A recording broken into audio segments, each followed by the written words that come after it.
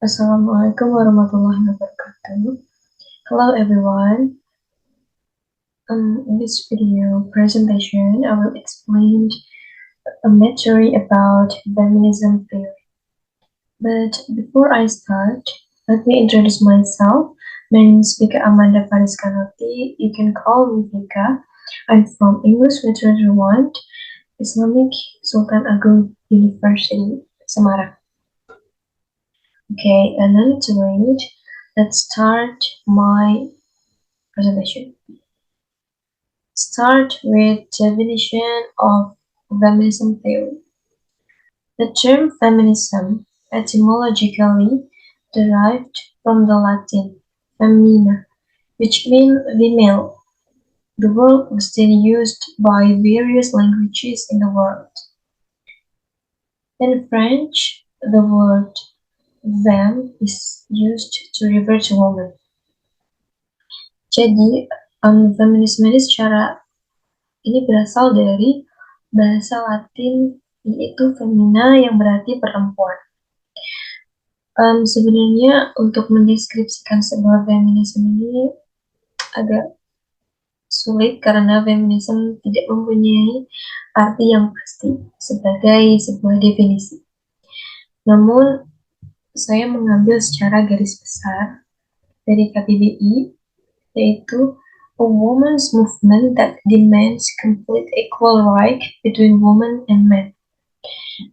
Yaitu sebuah gerakan atau ideologi yang bertujuan untuk mencapai tingkat kesetaraan gender atau gerakan yang menuntut persamaan hak sepenuhnya atas laki-laki dan perempuan.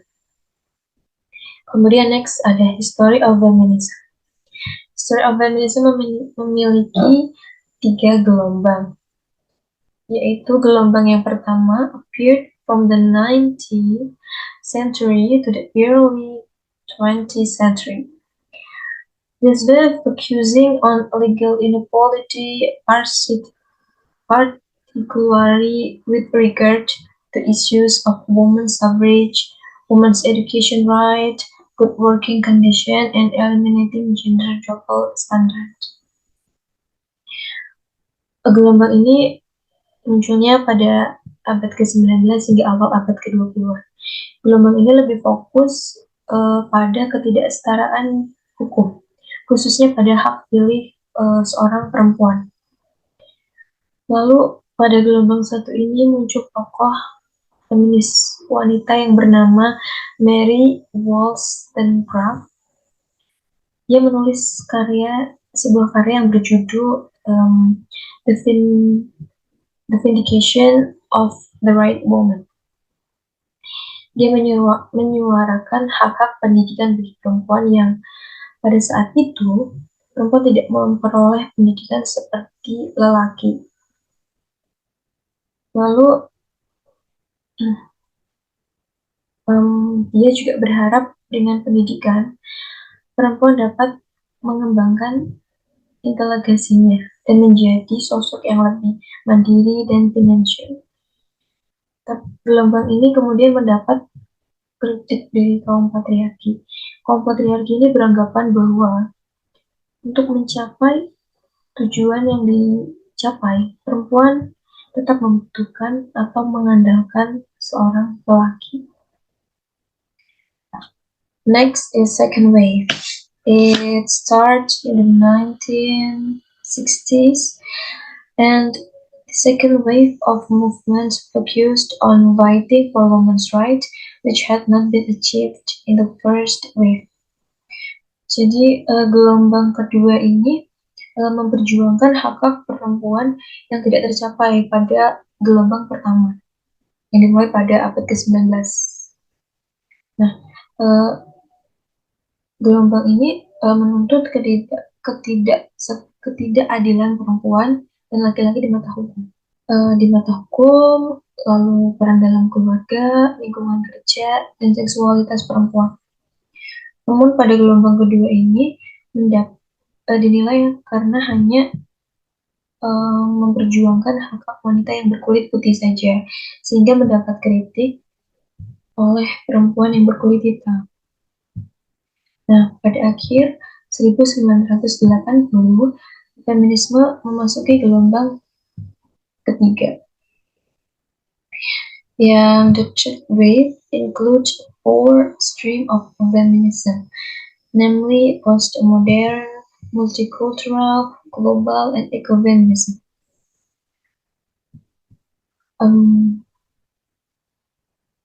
Meski berbeda, baik antara gelombang feminisme atau aliran-aliran yang lain, khususnya pada gelombang ketiga ini, sejumlah aliran tetap menempatkan perempuan pada posisi yang semestinya, yaitu memberi semangat, dorongan, serta inspirasi tentang pentingnya posisi atau peran perempuan.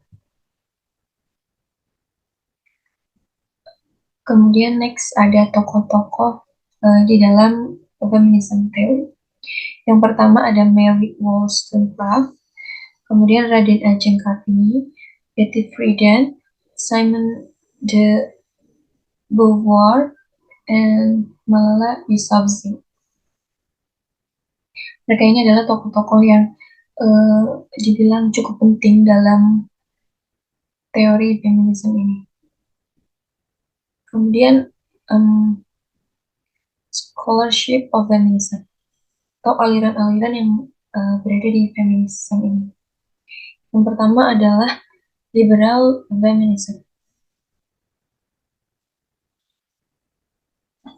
Liberal feminism focused on individual freedom for women. At the beginning of this period, in the 19th until 20th centuries, liberal feminists realized that the country is dominated by men. Jadi pada feminisme liberal ini, aliran ini menyatakan bahwa setiap manusia punya kapasitas untuk berpikir dan bertindak secara rasional, begitu pula dengan perempuan. Feminisme liberal ini menyadari bahwa negara itu didominasi oleh lelaki, sedangkan perempuan yang berada di dalamnya itu hanya sebatas warga negara, tidak sebagai seorang yang menuntut kebijakan atau pembuat kebijakan. Oleh karena itu, ada ketidaksetaraan perempuan dalam hal politik atau hal-hal bernegara. Lalu yang kedua ada radical feminism. This flow emerged since the middle 1970s. This flow emerged as a reaction to sexism or social domination based on gender. These core issues include the body and reproductive rights, sexuality, sexism, and the private-public dichotomy. Jadi pada feminisme radikal ini melawan kekerasan seksual dan industri pornografi. Aliran ini juga memiliki pandangan bahwa penindasan terhadap perempuan itu terjadi akibat sistem patriarki. Karena tubuh perempuan ini dijadikan objek utama untuk penindasan bagi lelaki. Oleh karena itu, aliran ini lebih mempermasalahkan antara lain tubuh serta hak reproduksi, seksualitas, seksisme, dan dikotomi praktek publik perempuan. Next is postmodern feminism. The school thinks this is an anti-absolute and anti-authority idea. Jadi aliran ini beranggapan ini merupakan ide yang anti-absolut atau anti-otoritas. Mereka juga berpendapat bahwa gender tidak bermakna identitas atau struktur sosial. Next is anarchist feminism. This flow is a political ideology that has aspiration to make society socialist and considers the state and the male patriarchal system to be a source of problem that must be destroyed. Pada feminisme anarkis ini bersifat sebagai paham politik yang memiliki cita-cita untuk membuat masyarakat menjadi sosialis dan menganggap negara dan sistem lelaki adalah sumber permasalahan yang harus dihancurkan. Next is Marxism-Feminism. The stream considers that the state is capitalist. Jadi pada aliran Marx ini beranggapan bahwa negara bersifat kapitalis, yaitu negara bukan hanya sekedar institusi, melainkan juga perwujudan dari interaksi sosial atau hubungan sosial. Kaum aliran ini juga berpendapat bahwa negara memiliki kemampuan untuk mempertahankan kesejahteraannya, namun di sisi lain, negara yang bersifat kapitalisme menggunakan sistem perbudakan, yaitu menjadikan wanita sebagai pekerja atau budak. Next is socialist feminism. To abolish the ownership system. Jadi aliran ini berjuang untuk menghapuskan sistem kepemilikan. Aliran ini juga uses class and gender analysis to understand the oppression of women. Aliran ini menggunakan analisis kelas dan gender untuk memahami penindasan terhadap perempuan. Lalu agenda dari aliran ini adalah perjuangan untuk memerangi dan menghapuskan kapitalisme sistem patriarki. Next, post-colonial feminism. Focus of the school is which in essence challenges colonialism of both psychology, knowledge, acceptive, and people mentality. Jadi fokus feminis postkolonialisme ini adalah untuk menggugat penjajahan baik fisik, pengetahuan, cara pandang, dan mentalitas masyarakat. Lalu yang terakhir adalah Nordic feminism. This flow analysis state or political feminism more than micro practices. Kaum Nordic feminism ini memiliki pandangan yang berbeda dengan Marxis maupun radikal dalam menganalisis sebuah negara. Aliran ini lebih menganalisis feminisme bernegara atau politik dari patriarki yang bersifat mikro. Kaum ini menganggap bahwa perempuan harus berteman dengan negara. Next is The Love of Medusa by Helene Sixes. Helene Sixes was born on June 5, 1937 in Oran, Algeria. Her most famous work is The Love of Medusa, which was published in 1975 in French, and later translated into English in 1976 by Kate Cohen and Paula Cohen.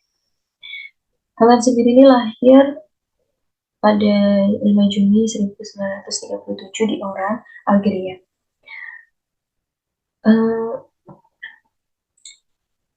Sixes ini telah menerbitkan 23 volume puisi, 6 buku esai, 5 pertunjukan, dan banyak artikel.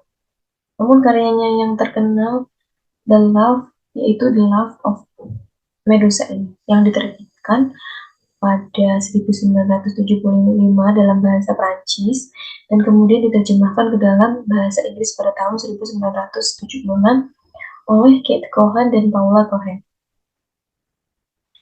Dalam kisahnya yang terkenal ini, beliau menuliskan dan muncul istilah écriture féminine atau yang berarti tulisan perempuan, yang bertujuan adalah untuk membentuk genre penulisan itu menyimpang dari penulisan karya biasanya, yang dimana biasanya menggunakan gaya maskulin atau gaya yang cenderung lebih belak-belakan, dan lugas. Sedangkan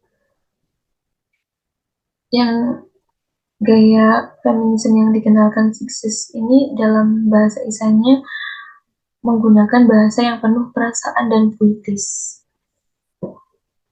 Lalu beliau juga percaya bahwa perempuan memiliki daya imajinasi yang kuat, sehingga beliau mengajak para perempuan untuk mengungkapkan perasaannya melalui tulisan. Beliau juga percaya bahwa perempuan bisa menguasai tubuh dan pikirannya yang telah dikuasai oleh kaum laki-laki. Love of Medusa menggambarkan seorang perempuan yang pada akhirnya bebas mengekspresikan diri sendiri ke dalam sebuah tulisan. Ibaratnya sang Medusa di akhirnya yang bisa tertawa bebas setelah berada dalam kekangan dan membuatnya tidak bisa melakukan banyak hal yang menunjukkan kekuatannya.